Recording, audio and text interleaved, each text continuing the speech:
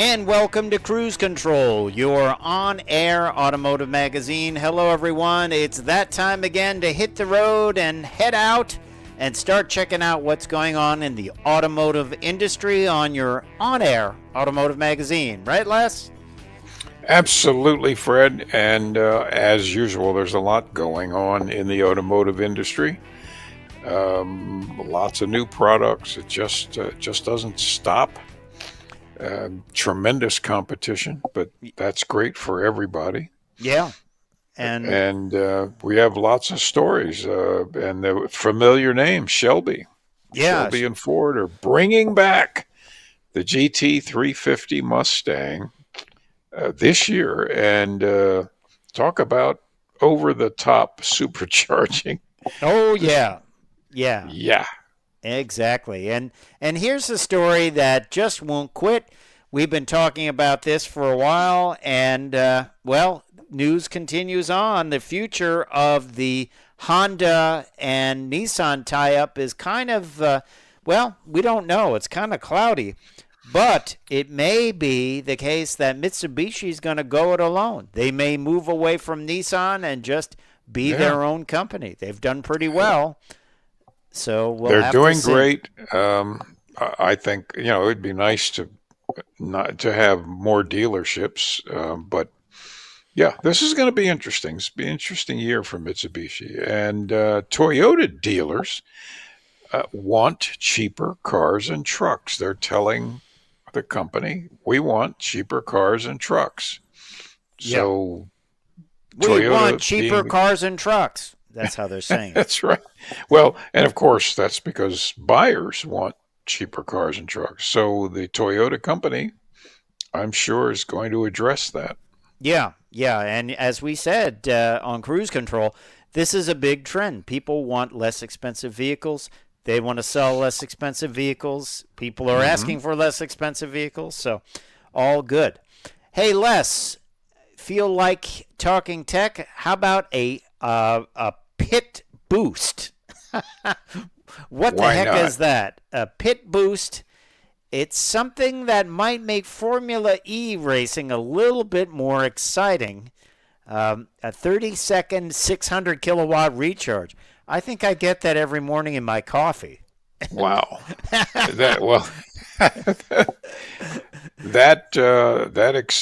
No, I think if you had coffee like that, you'd be up on the roof of the house. This is new technology that they're talking about to make racing more exciting, electric racing more exciting. I guess when the pit guy is recharging the vehicle like that, they have to put like a hook around him so they can pull him away if he starts. They must. They must. I mean, that's a huge amount of energy. Yeah. And we're going to talk about why it might be time to buy a Jeep Wagoneer S. Yeah, a lot of money on the hood on these things. This is the fully electric Wagoneer. So if it's something you've been thinking about, we're going to flag this as a deal you might want to check out. So there you have it. We'll give you the details on that. And then also, I am going to have an at-the-wheel review of the Lexus RX 450h Luxury. This thing even had adjustable cup holders, Les. And that's pretty impressive.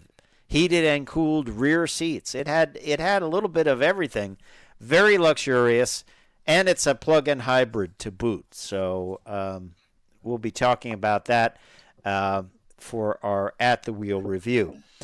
But let's get started with this story from Shelby and Ford.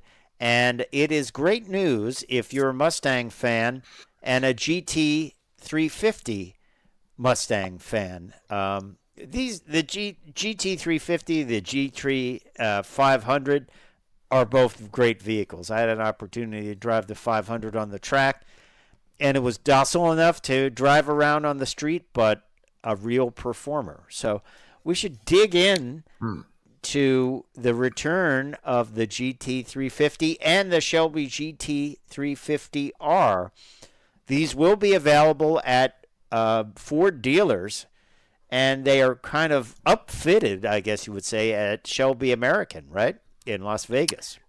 Very much, very much. And the original GT350, 60 years ago, That's crazy. really blew out on the motorsports tracks. They were super good competitors, based on the Mustang with a few modifications, and people loved them. And good luck buying one today. Yeah. It, I mean, you can find them, and you will pay for them dearly. This is modern in every single way. It's got a 5-liter engine, but don't let that turn you off because it puts out 810, count 'em, horsepower. Yeah, that is, I believe, a 3-liter Yeah, supercharger. supercharger. Yeah. The supercharger's bigger than most engines in today's cars. Now, the good news is Wow.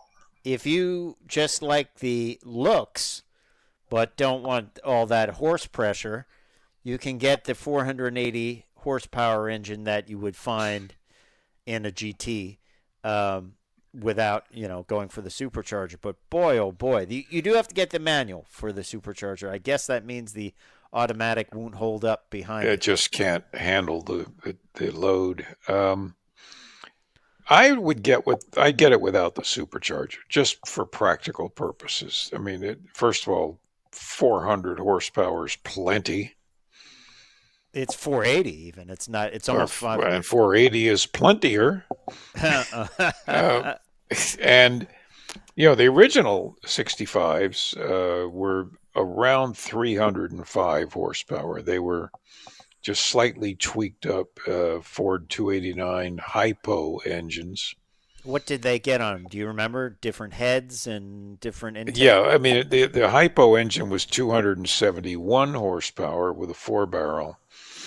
The Shelby ran them up to 305, 306, just with slightly more cam, some amount of porting and polishing. Not a whole lot of stuff, but enough to give you just more, a little extra. Oh, and a lightened flywheel and all that stuff. Yeah. They also will sell you a GT350R, which is a harder um, version of this, which would be more of a track car. I guess it could be Right. used on the street. It It's is street street legal. legal. Yeah. Oh, 830 horsepower. That yeah. will only be available with the 6-speed manual. I believe the 810 is available with the automatic, but the 830 plus one R is only with a 6-speed manual. Yeah, I would never buy the R as my street car because there is no suspension. It's, Right. I mean, there's a little bit, but not much, and it would just shake you to death. Features a carbon fiber interior tub, optional carbon fiber racing seats and harnesses, integrated roll cage, Mm. and turnkey automotive. It is a turnkey automotive motorsports Trans Am spec high-speed carbon fiber aero package, fully adjustable. That's a little wild for even if it is street legal. I would say I would agree with you. That would be a little bit wild, but you do have these options. I believe these start in the low 100s because you're buying the car, Hmm. which is a Well, yeah. $50,000 car, right? A Ford Mustang GT, I guess, is what they start with, right? Well, that's right. And you're buying a legend. Um, Yeah. and not to mention, you're buying a car that's going to be very, very competitive Actually, on the racetrack. MSRP for the 810 supercharged version with your choice of automatic or manual is $109,999. That Hmm. includes the car, though. That includes the purchase of the car. So not cheap. No, not cheap. But I wonder if you can mix and match. I'd like the integrated roll cage, even in the 810 version car. I'm sure they will do that for a price, won't they? Well, yeah. Again, I wouldn't do the R version for a car I was going to drive as my everyday car. Yeah. But hey, I'm just glad to see it back. And Yeah. I've driven, as I said, the GT 500 on the track, and I thought that it was a completely streetable car. It had no back seat in it, the one I drove, but it was certainly fine. It wasn't too radical. It didn't ride like a tank, and it sure was fast. And I remember even saying, what if I wanted one without the big wing on the back? And they're like, yeah, we can do a smaller wing. We can do anything you want. Because it's like, As I don't long as like the big wing. I'm not on a top fuel car. You know what I That's mean? right. As long as you keep the tap open on the money machine, We'll build it any way you like. anything you want. Yeah, I said, okay, just give me a regular spoiler in the back, not that big one. But hey, to each his own. I do like the classic white with blue stripes, though. Yeah, That is. yeah, there's just something, well, just it just feels right. Yeah, go fast stripes. That's what they're called, right? Yep. So let's move on to our next story, which involves the Nissan Honda merger. And of course, Mitsubishi is in the mix because they have teamed up with Nissan. This seems like a story that is still developing, doesn't it? Well, yeah. But Nissan has they have stated now that they're prepared to sell its shares back to Mitsubishi. So does that mean they will? I don't know. I think it's all up in the air. If you recall, last week we were talking about how Honda said, sure, we'll merge. Nissan first, you have to become profitable in the next month. Well, I And mean, you have to yeah, buy out Renault's share because we don't want Renault in the mix here because that would be disastrous. Too many people in the mix. I'm going to go out on a limb and say I'm not sure it's going to happen. I'm not sure it's going to happen. I think it oh, I might. don't. You don't think so? Well, I don't think with the all of the points that Honda wants in this deal, I just don't think it's possible. So I don't. I think the deal is over, Yeah. um, uh, unless Honda changes their mind, but I don't think they will. So now we're talking about Nissan and Mitsubishi, and what do they do? And then the final question is, what happens to Nissan if this deal falls apart? I mean, how long can they last? Well, there's some feeling that Nissan may have gone into this too quickly, that they had the new product coming out. They had the Kicks coming out now with Hmm. all-wheel drive, a nicer product. They have the Murano coming out. They have the Rogue Hybrid coming out. They have their Area. The new Leaf is coming out. Right? And there was just announced too that they were going to build a small crossover electric vehicle in the U.S. They've dropped that. They're going to build it in England. Believe it or not, they're not going to build it in the U.S. And I don't know. I mean, I think maybe a very watered down version of this Honda Nissan deal would be they buy some technology from Honda, or there's some Yeah. exchange, maybe a platform, one or two vehicles that are done together. I mean, recall, I just go back to the head of Honda when asked, so what are the benefits for Honda of this deal? And he's like, gee, I can't think of any, which is a That bad sign. that's known as a tell. Yes, that's a Yeah. tell.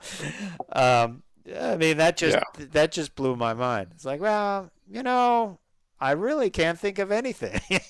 I Well, just, now that you ask, yeah.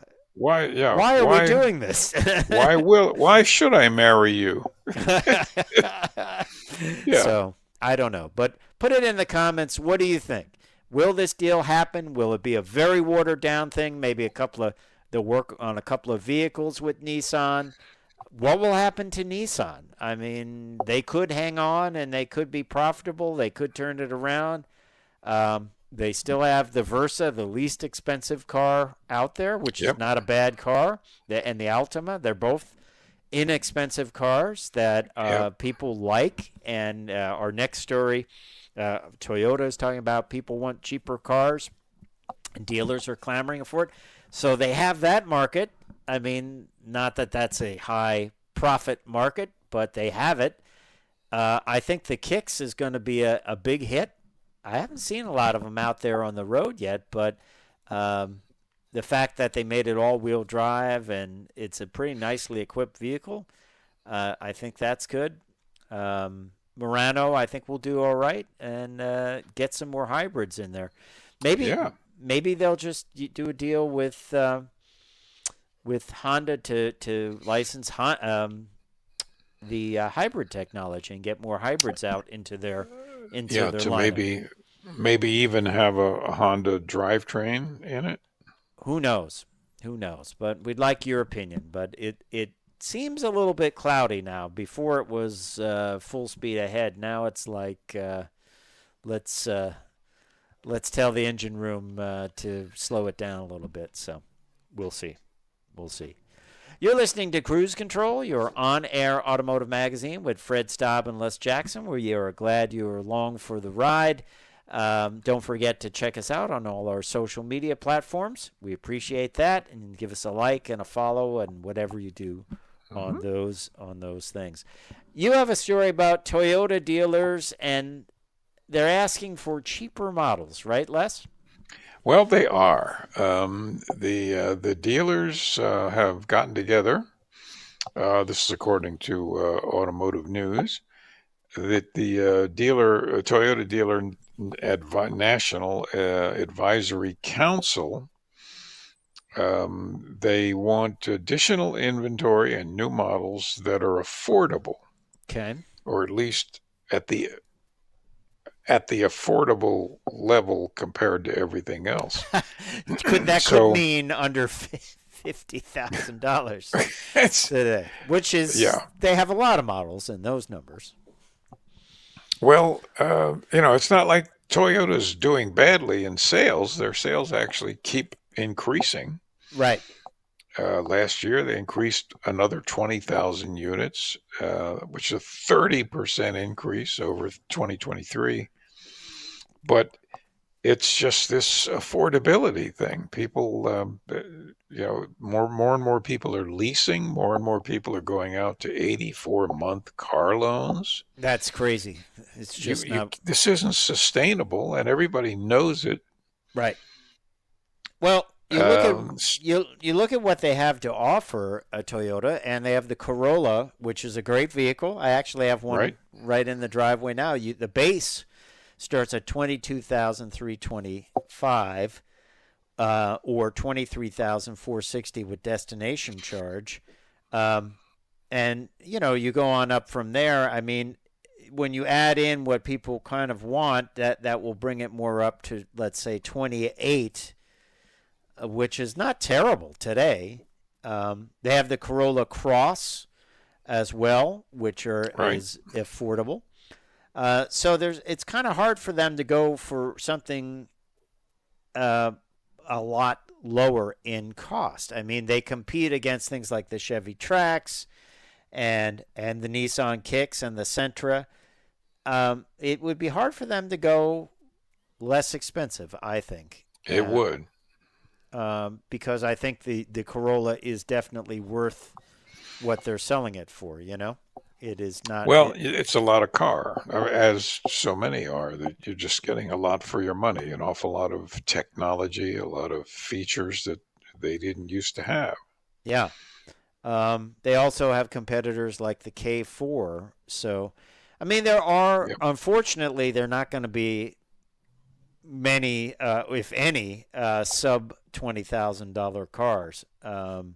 You can get, like, the base K4 is 19,990, but you add in that destination, which has climbed, and it's 21,145. Yeah. Still, you can. I mean, if you can get away for under 25 grand today, that's pretty good, isn't it? That's excellent. I mean, that's there are very few people that can drive around today saying they got on the road for less than 25,000 Yeah, for a new vehicle. yeah. So I don't know. I don't know what they could build. That was that. The only thing I could think of is I believe Toyota had one of those real basic trucks that they sell to developing developing countries. Yeah, But I don't think but anything like that's gonna something smaller than the Corolla. I don't know. I don't, and I don't think you'd save that much money. I mean, what are you well, going to I don't save? think so. $2,000, and it's not worth it, is it? Well, not certainly not worth the manufacturer and not worth the person buying it. And the Yaris Yeah, was remember the really the Yaris? cheapest thing they had. Yeah, It was small, good quality. yeah. Not all that pleasant to drive. I still say the Toyota Corolla hybrid is one of the best deals out Yeah, there for very high that is a mileage. yeah. Yeah. You can get it in all-wheel drive. I mean, when you add all-wheel drive and the hybrid and a few things, it does get up to $30,000. But you know what? It's a Yeah, $30,000 all-wheel drive, 50-mile to the gallon vehicle. yeah, a So hybrid. that's Yeah, so it's not like it's not doing a lot of things for you for that price. So, but cheaper cars, I don't know. Volkswagen maybe could bring in their smaller vehicles from Europe. I don't know. It's very hard to do a cheaper car. Trax has done well for Chevy, but it's not an all-wheel drive vehicle. That's yeah. where I think when Kicks came in and it is all-wheel drive, and I think that will do well for them. They just got to give it And time to get out there. and obviously, Ford doesn't feel it's worth putting out a small sedan. Period. No. Is their least expensive vehicle the Maverick? Yeah, it's got to be. Yeah. So a vehicle of any kind. Yeah, Ford is no longer a full line dealer, a full line brand, I should say, in the U.S. And frankly, Nissan is, and of course they lost full size pickup trucks, but they still sell a lot of That's right. sedans. Kia is, Toyota is. They have tons of models. So yeah, we'll have to see. We'll have to see where this all takes us. Let's talk a little tech, right? How's that sound? Absolutely. Pitt Boost.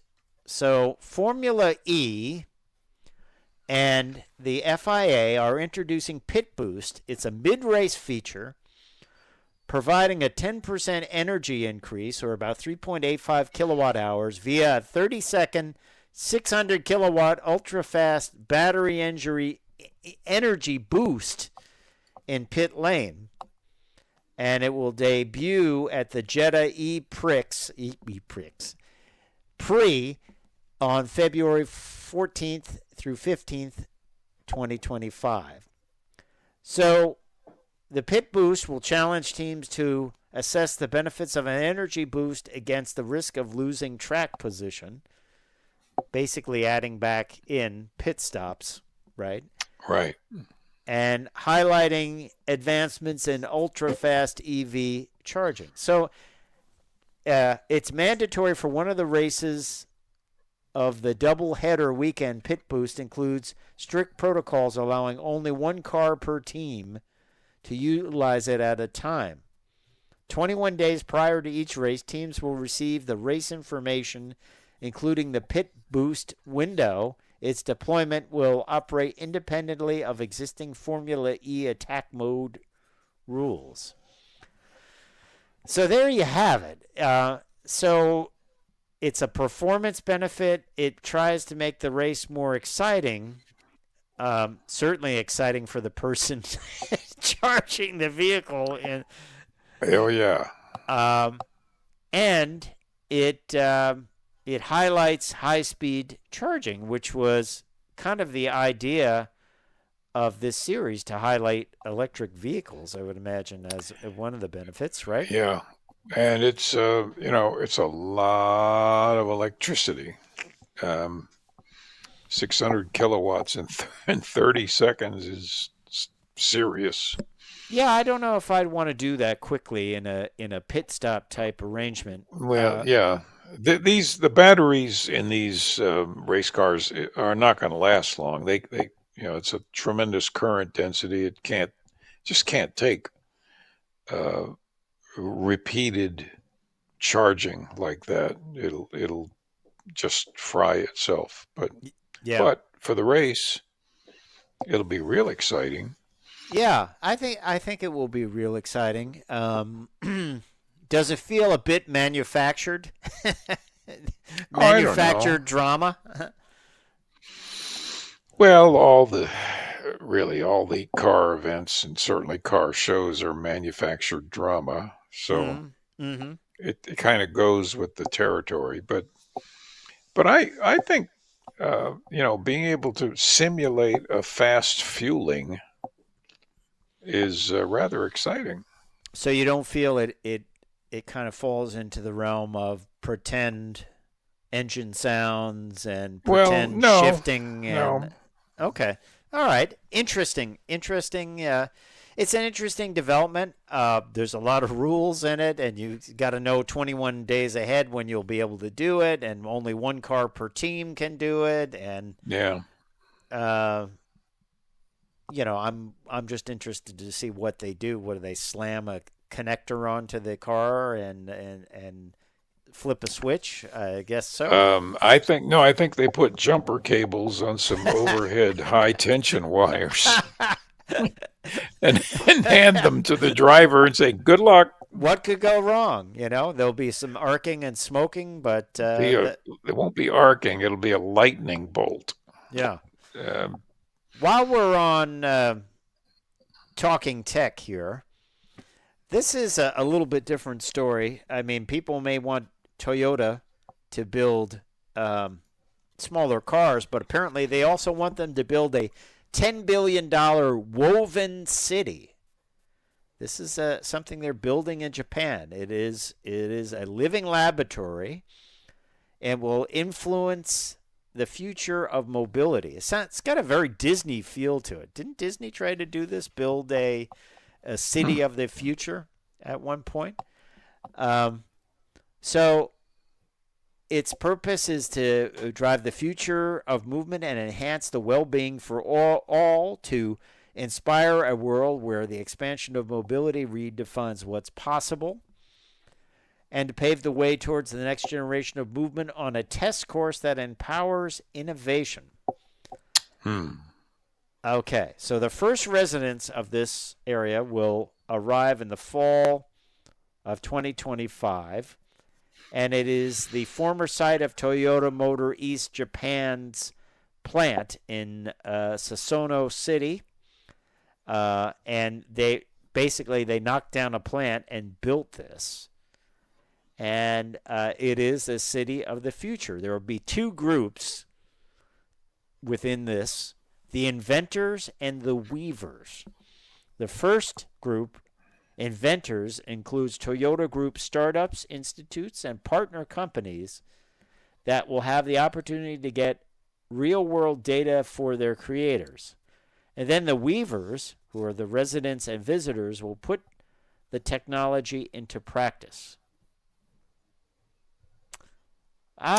There you go. It looks futuristic. Would you want to live there?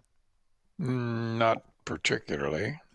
So some of the people that have signed up so far as partners include coffee companies, instant noodle vendors, gotta have them, air conditioning companies, educational companies, soft drink companies, including testing areas as pollen-free spaces, vending machine concepts, food cultures, futuristic cafe experiences, and leveraging data to improve education methods and learning environments. I might feel like I'm a laboratory test animal here. Well, yeah. It reminds me of that some years ago, those self-contained environmental cities Oh, put yeah. out. You know, Like I said earlier, I think Disney did one of these at one point. It may not have been as involved, or it was planned down in yeah, Florida, but I don't. and I'd have they to were look. terrible failures. Turns out people don't get along with each other. And they don't want to be a test subject. Yeah. I don't know. I don't know. What do you think? Leave us a note in the comments. It's a $10 billion project, so that's a lot of money. Yeah. Meanwhile, Nissan's like, we can't like pay the electric bill for next week. That's right. I mean, yeah. You see all these uh, dramatic levels of everything. Yeah. But Well, this is always true. back to the vehicles. Let's talk about the Jeep Wagoneer S. The Jeep Wagoneer S is the fully electric version of the Wagoneer. And this was recently released, but already there is major money on the hood. And one article described it as a fire sale. In North Carolina, there is a $12,409 discount at one dealer. Whew. And they have found, just looking around the U.S., over 200 of these vehicles offered below MSRP. Hundreds are priced below MSRP. Some have discounts of $10,000 or more. Stellantis dealers are slapping five-figure discounts on the new Wagoneer S, which starts at $70,795. Wow. So is it time to buy one of these if you wanted to buy one? Well, yeah. I mean, if you're looking for something like this, it's kind of hard to turn down. Yeah. It says, this article says, even Michigan's notorious LaFontaine Automotive Group, which had at one point a over $16,000 markup on a Ford Maverick, even they have discounted the Jeep Wagoneer by $9,615 on the launch edition, which drops the price to $62,380. I'm sure it's a great vehicle, but man, they are not messing around with this. Apparently, many feel this was massively overpriced.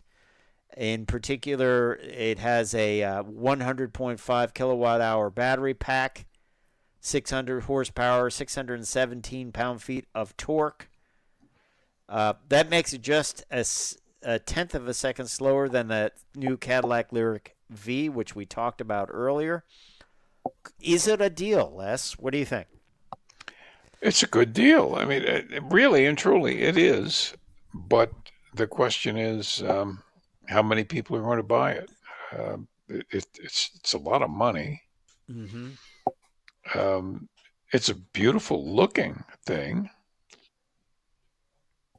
But I guess we'll find out if people line up to buy these or whether they still sit on the lots. yeah, it is. The problem is this was in the works under the old CEO. They couldn't stop it. It was built and probably priced wrong. That guy basically got everything wrong. He did. He got everything wrong. Yeah. And now they have to find a way to sell these things. But it could be an advantage for you. So Could be. if it's something that you were thinking of, it might be worth acting on it. New study, interesting study here, that your new EV will probably outlast your internal combustion car. Now, some of the components will, others might take more of a beating. Let's jump into this. They looked at this in this study of Tesla Model 3, ID Buzz, and some other vehicles as having a projected 18-year lifespan, the same as an internal combustion vehicle. These are collaborative researchers at the University of Birmingham, London School of Economics, University of California, San Diego, and the University of Bern. They arrived at this conclusion after analyzing 18 years of the United Kingdom's MOT tests, which is basically like the MOT. Yeah. MOT is how they. Yeah, and that's kind of like an inspection, basically, right? It is. It's the equivalent of the American inspection, safety inspection. Okay, and 300 million individual records suggest that EVs are only going to get more reliable in the future. I'd say yes in certain areas and no in others. I think you're going to go through a lot of brakes. Yep. I think you're going to go through a lot of tires, a lot of suspension components because they're heavier. And the batteries, about every 11 or 12 years, will have to be replaced, and that can get extremely expensive. I also don't know if people will replace batteries. I think they will just get rid of it at that point. It's just not worth it, So does that create more waste? Except that, I mean, it may not be worth it for the person that owns it, but somebody else wants it, and there might be a particularly good market for worn out EVs that just need batteries, and I think there'll be a whole sub industry of battery replacing shops that now some will be questionable batteries, but others, you know how this is going to work. I mean, the Chinese and other countries will be making better and better batteries as time goes on. Yeah. Well, the other problem that they still getting tripped up on dumb things like door handles, and the other thing I would think of is software, screens. You look at Tesla with the big screen. Who maintains all this software and the servers for all of these cars down the line? Wow. Yeah. It's we saw this with Fisker. They were like, well, these cars are, less than a year old, but if the servers go down, we can't use them. That's it. That's the end of them. And that was the big problem. And someone bought that and handled that. I guess that will happen. Dependability, I don't know. I don't know. Dependability is judged car by car, really. It's never really judged class of cars. Yeah. But electric, it stands to reason that electric cars have a better life because, internal combustion cars just have, the drivetrain has, 1,000 parts in it. True. And it's basically dealing with explosions. Yeah, and it's bathed in oil and cooled by water. It's pretty brutal. If it didn't exist and you brought it up today, someone would say, "What the hell's wrong with you?" Yeah, motors should last, right? Motors should electric motors last a long time. Indefinitely. Yeah. Well, we'll see how this study takes us, but definitely brakes, definitely tires, definitely suspension components And I think the next thing would be software having to be updated or electronics, Yeah. electronics, which don't age well. When you look at cars from the 80s and 90s with the early electronics, they don't age well. And in many cases, they can't really be repaired correctly. It's time Yeah. you They're not. Yeah. have to switch to some other form of engine management. Let's put it that way. So, hey, we're going to take a little bit of a break right now. So stay tuned to Cruise Control. We will be right back. Cruise Control with Fred Staab and Les Jackson, your on-air automotive magazine. Stay tuned.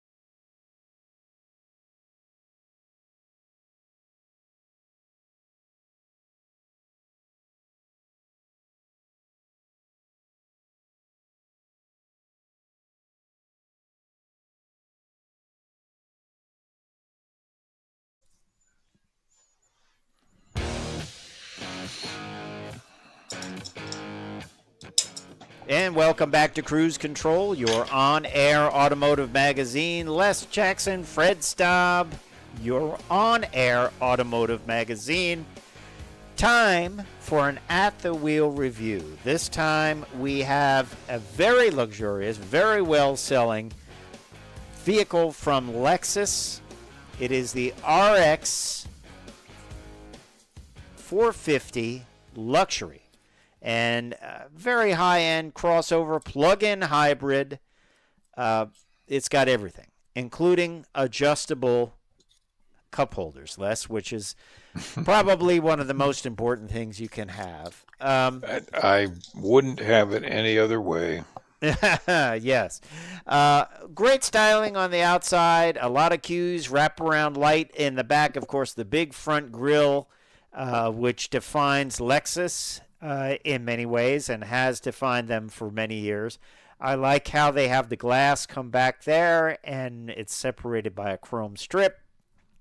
On the inside, well, we've got nice looking wood. We've got textured door cards. We've got seats that have a little bit of suede and perforated leather. We have adjustable coffee cup holders if you have a tall cup or short cup. Large screen, 360-degree wraparound viewing cameras that stitch together.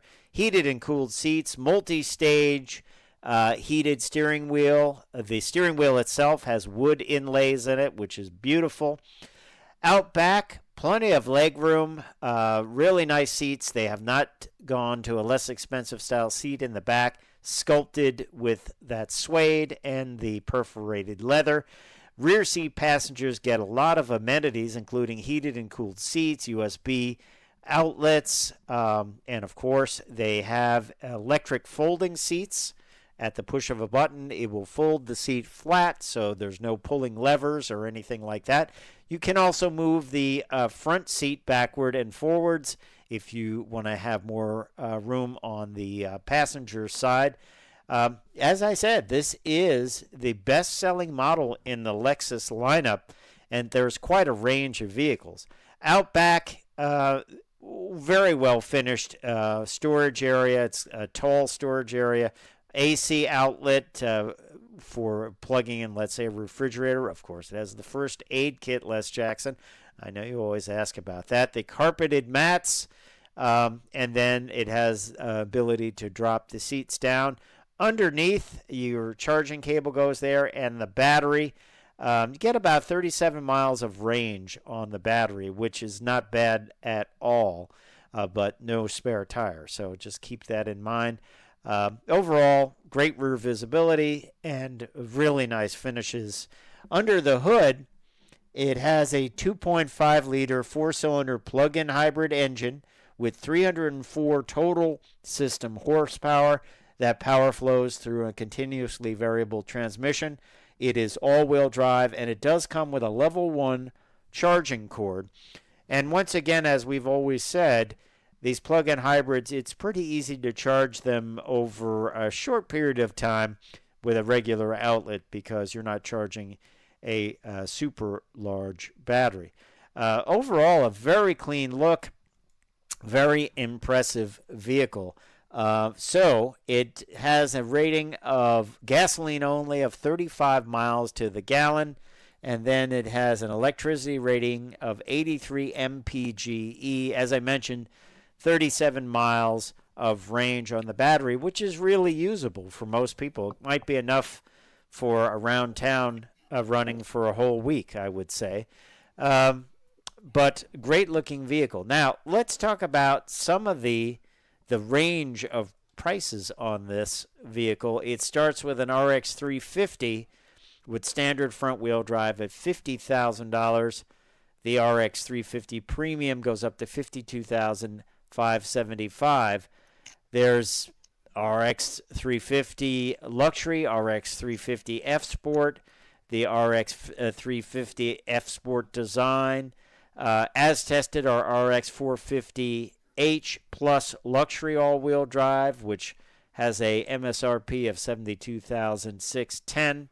And then it goes all the way up to the RX 500H F Sport Performance model at $66,150. So there's quite a range of prices here, and quite a range of the amenities and things that you get. But the 450 Plus all-wheel drive Luxury, as I say, is the plug-in hybrid over 300 horsepower. And, of course, it has a driver attention system. So if you turn your head away, it will say, please pay attention. Good rear legroom. Nothing bad you can say about this other than potentially the price on this vehicle. So let's go through that. We had a number of different options on this. The base price is $68,730, but then we added the cold area package with windshield deicer, which is a bit of a deal less for $100. That's worth $100, I would say. The convenient package with panoramic view monitor, which is great. The traffic jam assist, which will help you in braking and rolling and releasing the brake in traffic jams. That is there, but it requires the Drive Connect subscription, but a 3-year trial is provided, and it is 4G network dependent. That was $1,420. And the premium triple beam headlights, $1,565. The Mark Levinson premium audio system, $1,160. The advanced park with remote parking, $480. Power rear door with kick sensor for the hatch, $150. Premium paint, $500. By the way, the name of this paint is Iridium. Technology package digital key, a 3-year trial, dependent, $475. And then illumination package with illuminated cargo sills, $760. Wow, that's pricey. And door sills, that includes door sills. A carpeted cargo mat, side puddle lamps, $175. Illumination package, and then the side puddle lamp, $175, and wheel locks, $85. So, unlike some other manufacturers, they do have a lot of individual options for this, and that are outside of a package type of situation. So, with options, it's $75,915, and then delivery is $1,350. So that's $77,265 for this Lexus RX 450 Luxury. And this is a beautiful vehicle, drove beautifully. What's new for 2025? Well, primarily, I believe it is a carryover. There's a couple of things, a couple of different additions that are new, including new exterior color options, Incognito, which is available with the Blackline Special Edition package, which is offered exclusively on the RX 500H F Sport Performance model. The F Sport design is now available on the RX 350 and RX 350H, and all get the standard 12.3-inch multi-information display, or MID, across the lineup, which is a nice upgrade for every model. What makes it unique? I think, of course, it is a quality piece. It is incredible ride quality, incredible luxury, comfortable car to drive with every possible amenity. Also, what makes this model unique is there are so many different models and options and individual options. You don't really see that anymore in any vehicle. Mostly they're like, hey, here's 3 different settings or 3 different levels of vehicles, and that's it. And standout options like lighted sills and things like that typically are not the norm. The variable powertrains and plug-in hybrids and non-plug-in hybrids, you don't find that in most manufacturers either. So this is quite the vehicle when it comes to all of those alternatives, isn't it? You know, I haven't seen a menu type pricing in vehicles for a long time. No, not at all. It's packages. It's refreshing. Yeah, it is refreshing. I'll call out the quality of materials, and the build quality on this is amazing. It supersedes even some of the very, very high-end cars you and I have driven. It's at least equivalent to it, and it might go beyond it. But the technology worked great, and the screen was beautiful. They've kind of outdone themselves. I can see why it's a big seller, but boy, it is not inexpensive. But it's right up there.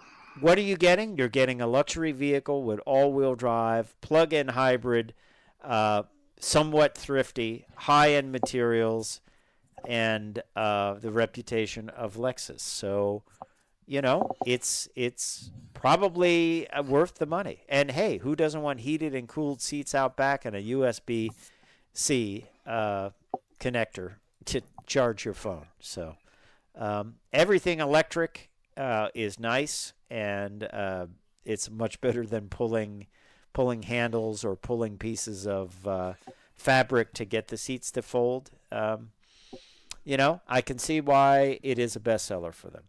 So there you have it. That is our at the wheel review of the Lexus RX 450h Plus Luxury. And if you want to go order one of these, I would say probably you want to spend some time looking at the option sheet, because there are so many choices you won't be able to get out of there quickly. So make sure you get your free cup of coffee at the dealer. So, hey, we hope you've enjoyed this edition of Cruise Control. Don't forget to check out all our social media platforms and like and follow and do whatever it is that you like doing there. It's time for me to say I'm Fred Staab. I'm Les Jackson. We are going to see you down the road. Take care. Bye.